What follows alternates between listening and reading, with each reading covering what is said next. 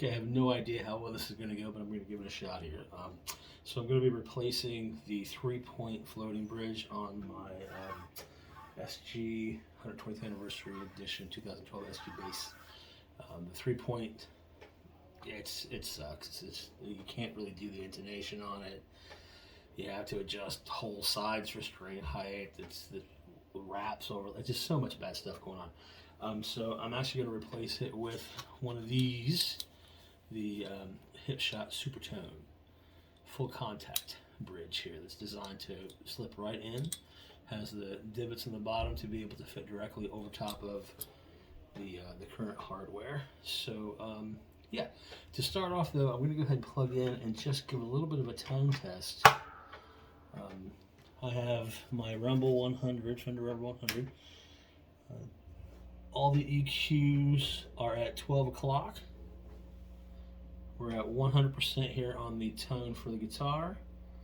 And let's go ahead and just pump up both pickups here all the way. And just give a little tone here.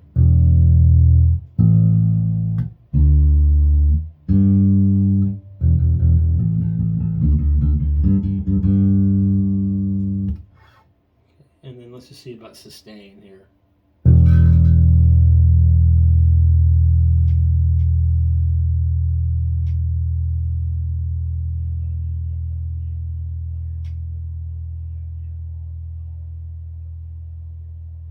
Still going, still going. All right, still kind of going a little bit, but you probably can't hear anymore. But yeah, not bad, not bad. So go ahead and turn the amp off here and unplug. Also going to go ahead and give this thing a setup. I did some adjusting here and there, but with this bridge, it's so hard to get everything set up. So I'm going to throw on some new Diodara XL nickel wound short scales. I'm going to throw those on, and I'm going to go ahead and adjust the neck, and then individual string heights and intonations with this bridge. And yeah, so let's go ahead and start off by taking the old strings off.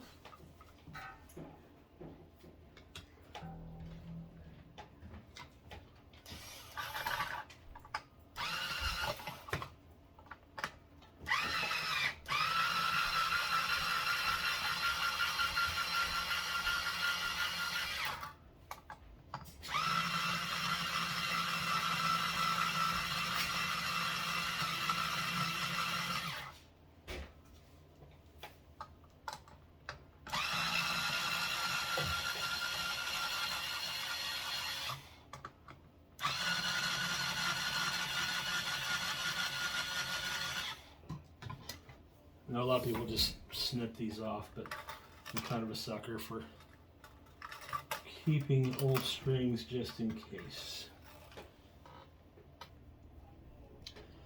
Okay, so paused, not thinking that in taking the strings off, this being the floating bridge, the whole bridge is going to now move about. I was just going to take the strings off and come back to this, but now here we are. So the strings are all loose now, and as we can see, this thing just floats right around. It's going to come right on off of here. So we're just going to take that right off, and these will just pop right out of their grooves, and we'll save these. Pop this over here. Tie these up in a bundle to keep a hold of them,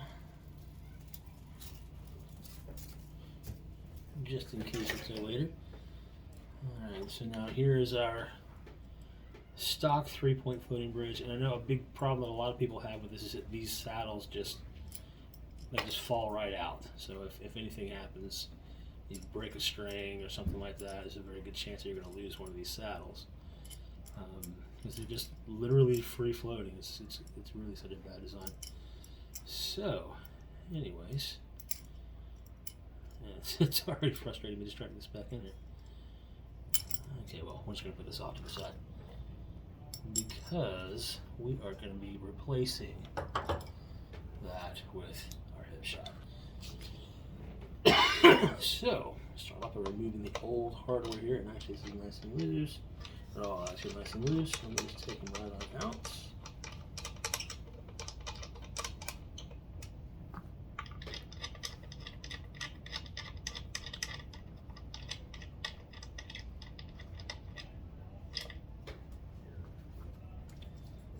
Keep these the old bridge. If we do ever decide to sell this guitar, we'll probably go ahead and just put the original stock stuff back on. There we are. Nice. Now that's going to go off. This is going to just flop right over the top and install directly on where the old one used to be. So, yeah, in the meantime, though, now that I have that off, I'm going to take advantage of doing the restring and changing out the bridge. Go ahead and clean everything up. The fretboard in particular, I'll lift it up here in a second and show you. This thing hasn't been oiled up probably since the guy bought it. When I just picked this up, used a couple of months ago. And yeah, I don't think this fretboard's ever been given a drink. So, let me pick it up here and take a look here and see just how dry that sucker is. So yeah,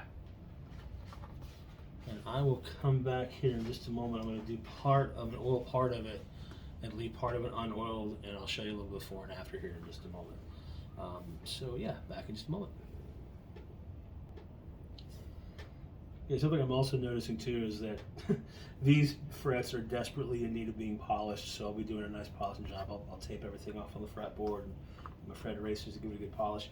I don't think that there are any uneven frets, but I'm going to go ahead and just kind of check that with my gauge here real quick, going all the way from top to bottom. Those are good. And if you've never done a setup before, I'm just reaching, basically using the straight edge here and stretching it across 3 frets. And if it will rock back and forth at all over that middle fret, that means you've got a high fret, and you want to kind of file that down and crown it. This one here is a little tiny bit, but not terribly so.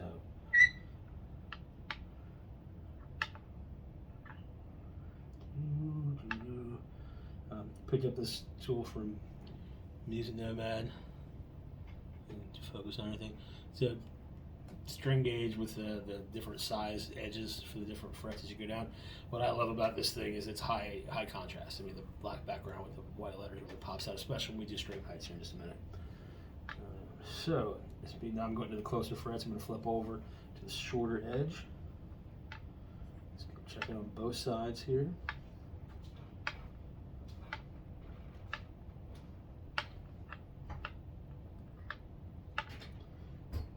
and then we'll flip it again as we get down here to the smaller gaps. Pretty good.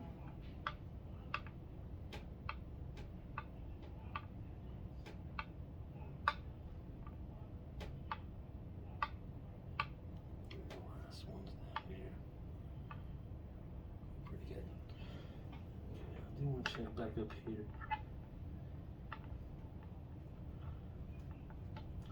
This one right here might be a little bit high, just a touch on this side. I'm going to go ahead and just polish all the frets for now, and if I notice, once we get everything set up, I haven't noticed a buzzing so far, but if I do notice anything, I'll make a note that that's what I'm going to start to address on the next run through. I'm going to go ahead and tape off the fretboard and be right back. Okay, so I've got the fretboard all taped off now.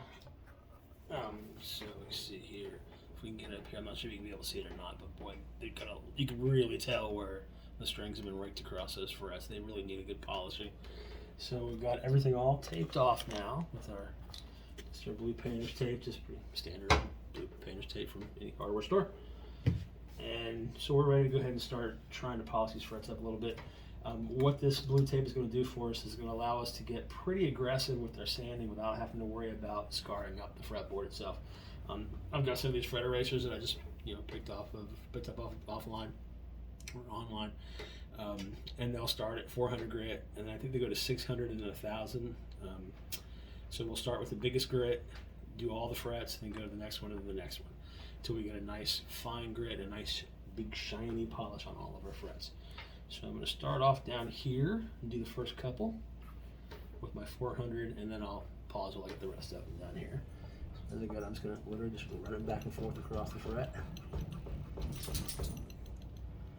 So because I've got that tape down, I don't have to worry about that fret eraser going down and leaving big old scrape marks on my nice pretty rosewood fretboard. So, and even just this little bit with the large grit, I'm already seeing a tremendous improvement in this fret. So I'm going to go ahead and flip over to the next one up. And what I'm going to do, actually, I'm going to do all the frets with one, and then go back and do all the frets with the other, and then all the frets with the third.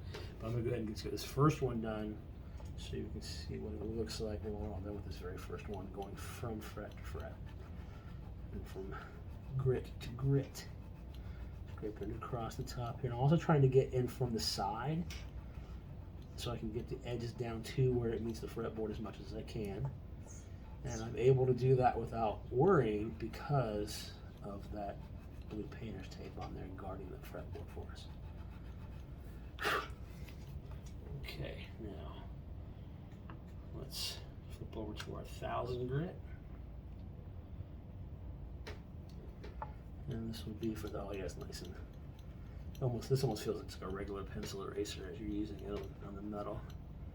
You almost can't really even feel any grip or grab at all. So we're kind of getting that fine tuning of the polishing down here. Edges a little here off the sides. Okay, now let's hit this with a little bit of our candid air.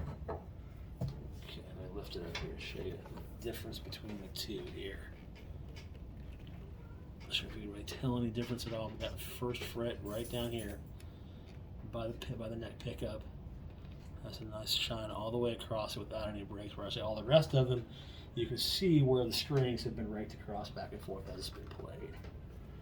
Okay, so that's the first fret. I'm going to go ahead and do all the rest of them, and we'll take a look at it when we get done. Okay, so as you can see, I've got the tape off of the fretboard. I've got it polished up with all 3 grits. I'll tell you that tape really does save you so much time because you can get so much more done more quickly when you don't have to be quite so ginger with the fret eraser.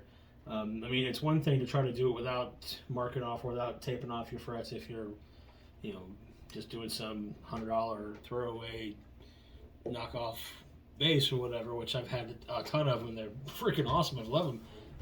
But I mean, this is, you know, a different kind of an animal. I don't want to mess up the fretboard on this one, so being able to take that off means I could really get through it pretty well. I also went ahead and used a little bit of just some Ernie Ball instrument polisher. Nothing special there, just pretty standard stuff, and polished up the body, the headstock, the back, pickups, and that kind of thing.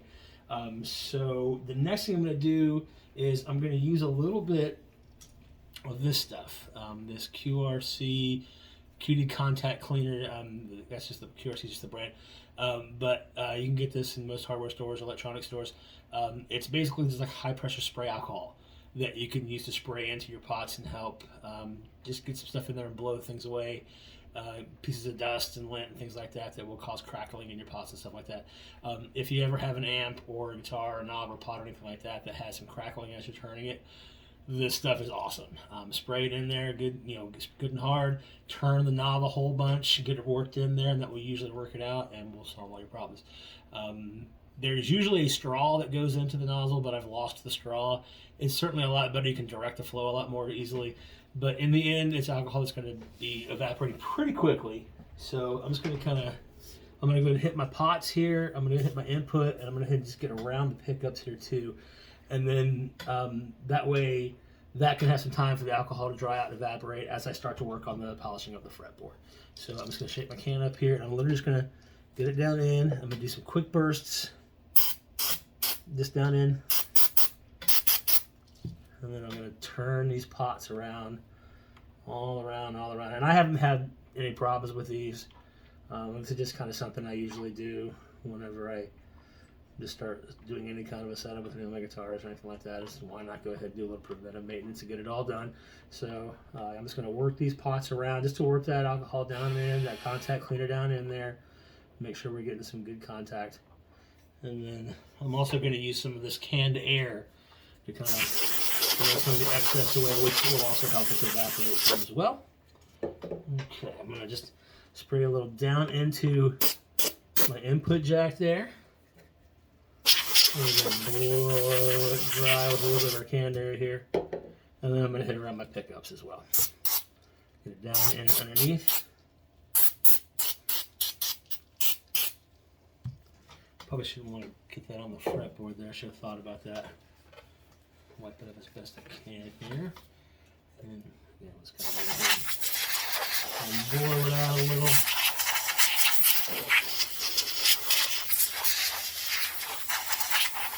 And it's been a while since I've read the directions on the can, but I want to say that the directions say to wait 10 minutes or something along those lines. You just want to make sure that all the alcohol evaporates before you plug it in and start trying to run juice through it, just in case there's any pooled up that would make a connection and short anything out. So yeah, just cleaning out the pots there. I'm going to use some of the same stuff up here on my machine heads just to make sure there's no gunk in there, and then blow them out with the same stuff. And then I'm going to go ahead and dive here into my fretboard. I'm going to go ahead and hit pause, and I'm going to take the camera off the stand here, and I want to get in close so we can see just how dry this fretboard is, and hopefully see a little bit better the polishing that I've done up on my frets. Hopefully I've done a fairly decent job. Honestly, my eyes aren't what they used to be, and I think they're polished, but we're about to find out. Okay, so now we can see the frets of the fretboard. And I changed the batteries in my headlamp. It's amazing what you can do when you can see. So we see a little bit better here. So yeah, I can see some spots where I need to go back and probably hit it with the higher grit eraser just a touch. But there were some, you could just obviously tell where every single one of the strings were, because there were marks on every single one of the frets. Now at least those are completely gone. But I'm about to jump in and polish up and oil this fretboard and just see how dry it is. Boy, look, oh my goodness, look at all this. Oh my goodness, she's thirsty. She is thirsty. Wants a drink. So I think we're going to oblige her and drop us a little bit of lemon oil love on this here fretboard. Yes, sir. Love that inlay. It's really pretty. Where's the light? There it is. Very, very pretty inlay. Really like it. All right. In any case, like I said, I'm just going to use a little bit of this Dunlop 65 fretboard ultimate lemon oil stuff. Not endorsing anything, not that anybody gives a real good crap about me, but I'll tell you what I really love about this stuff, if I can open it without causing a complete earthquake, is I love the dispenser end. Yeah, so you can that just dobs right onto the fretboard and switch it around, get plenty of oil on there, and then go back with a cloth to rub it in there real nice. So I'm going to flip it up and rub it down. Oh no! Yeah, I'm going to do that here in just a second here. And I'll do part of it, stop and come back and take a look so you see the difference that a good coat of the lemon oil is going to make here in just a moment. All right, so peace out. Back in a moment. Okay, so I've got it oiled and polished up to just beyond the 12th fret, and look at the difference between the treated and untreated fretboards here. Now, I hear some skeptics saying, oh, it's wet, it's wet, it's wet. It is not wet. I'll take a paper towel here, piece of paper towel, dry paper towel here. I'm going to wipe it on through here a bunch into the frets to see if it comes away wet. And you can see that it does not come away wet. So this is not a wet fretboard, it's just a conditioned fretboard. And look at the difference that a drink of lemon oil makes to your fretboard. So yeah, I'm excited to see what it's going to look like. Oh, I see a little spot right there that I missed on the side. I'm going to go back and touch that up. All right, I'll see you the whole thing in a moment. Okay, and we're back here with a completely finished oiled fretboard from top to bottom. Huge difference. So much darker and more lush looking now, as opposed to that thirsty looking dry thing that was there a while ago. So very nice, very nice. nice. Okay, cool. So I am now ready to go ahead and we're going to go ahead and put on the bridge right there. So let me get that put on. Be back in a moment. And we're back. We got the camera set back up here on our tripod. So next what we're going to do is we're going to go ahead and install the bridge. So here I have our bridge, and it came with handy dandy hardware, which has the appropriate size hex bolt for the actual big bolts and a smaller one for your intonation. Or actually, I think that's for your string height, not for your intonation. Intonation height is going to be through the back, and that's going to be with a pretty small Phillips head screwdriver. Okay, so I'm going to open this guy up. Now, we have two sets of screws here. One is metric, and one is standard. So it can be used for either Gibson or Epiphone models. Now, I don't know if they're marked in any way. I don't think so. So, I think it's just going to be trial and error. Now, we're only going to be using two screws on this one. If we look at the back of our bridge here, where the third screw would be here, just is an indentation. I guess some of these have eyelets that stick up a little bit for these screw guides. This one does not, but this is so that it will have some room for that eyelet. But these two are going to line up directly with our holes here, and it's just a straight drop-in bridge. So let me start off though by making sure I have the correct. Okay, that one feels pretty good, and that one feels pretty good. Let me make sure I just didn't get two for. Well, okay, no, that one definitely does not. It's a little. It starts off, but it's too tight. So maybe I just got lucky. And same thing there, right on. So yeah, I just got lucky. I'll take it. I'll take it. So let's take this guy's off of here, and then we're gonna take our wrench here. We're gonna line up the holes. Drop down. Start off the first bolt just to get it started, in theory. There we go. Same thing with the other here, just to get us started. There we go. You know, honestly, I was kind of skeptical of the black. I was hoping for chrome, but now that it's on here, I don't hate it. I don't hate it. So let's get it tighten down just a little bit on each side. Start us off with. There we go.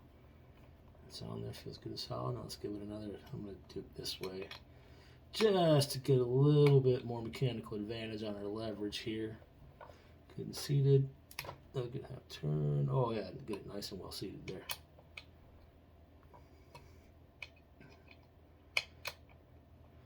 Don't want to crank it too much just in case, but let's get it nice and bolted on. Oh, there we go. Now she's tight. Okay. Same thing over here. Break beyond that first little sticky point. And she's nice and smooth until the stick. There we go. All right, nice. There we go. Very, very nice. Very, very nice. Okay. Now, one thing I have been told is that a lot of times these saddles are all the way forward. So I'm going to go ahead and use a small screwdriver just to kind of back them up a little bit, so they're a little bit easier to intonate later on when we get the strings on. I've been told that's kind of the case with these at times. So we'll turn until we see the bridge start to engage, and there she's engaged. The shadow's moving. Very good. Check here as well. Get a little fine tip in there. Is the saddle moving? Yes, it's moving. Very good. I don't know if you can see it or not down there, but it is moving. And then these last two I want to crank back a fair amount just to give us some room. Alright, find the thread. Find the thread. There we go. Alright, she is moving backwards. No issues, no problems. Very good. And then we'll move this last one back a little bit too, just to give us some room to get going. Okay. Now, as of right now, they are as low as they can go, so that's fine. I'd like to keep them at that and then raise them up as we need to. Apparently these also have, I don't know if we can see down here or not, but we have, on each side, we have an Allen wrench access to be able to raise each side of the individual saddles up and down to adjust the string action. But here we have a third one, and I'm really interested to try this out.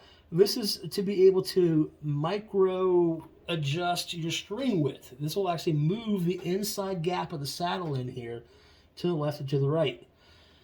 I guess as much as a 1/16 of an inch in each direction or something like that, just to be able to give yourself some more customizable string widths.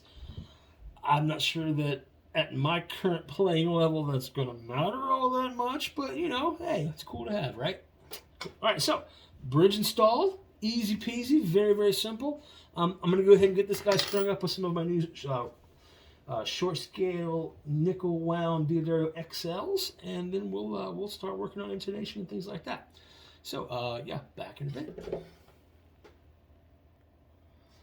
Okay, so I got the strings on, and really interesting the huge difference that having these individual saddles adjustable, what a difference that makes.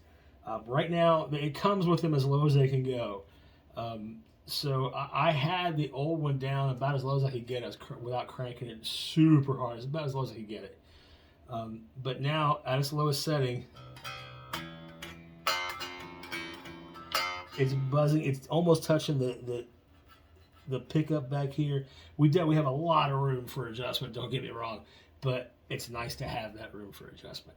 So now that I have the strings on, I'm going to do that adjustment. I'm going to start looking at my truss rod adjustment. If that needs to happen, it probably does. I'll do the intonation and do the string height, the action, all that kind of stuff, which I'm sure that you've all seen that before. So I just want to mainly do the bridge here, and so there it is. I'm going to get everything all set up and get it ready to go, and I'll come back and we'll do a little tone test to see what it sounds like now with the full contact high mass bridge going on back here.